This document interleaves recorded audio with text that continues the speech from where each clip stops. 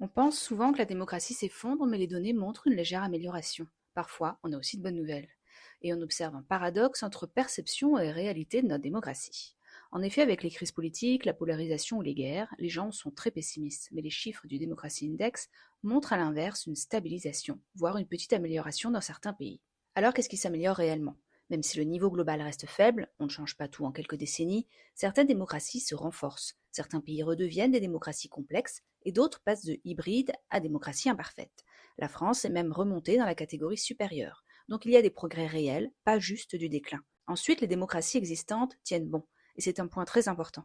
Même avec des crises politiques et de la polarisation, la plupart des démocraties ne basculent pas en dictature. Elles sont fragiles, mais résilientes.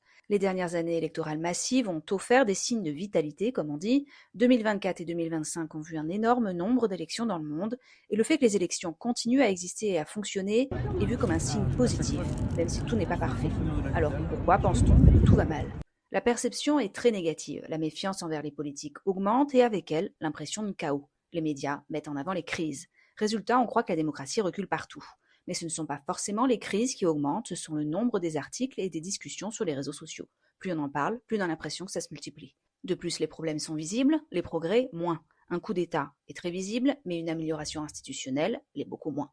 Donc notre vision du monde est biaisée par le négatif. Cette confusion entre qualité et existence est très importante. Oui, la qualité de certaines démocraties baisse, mais leur existence reste solide. Ce n'est pas forcément un effondrement, c'est une dégradation partielle.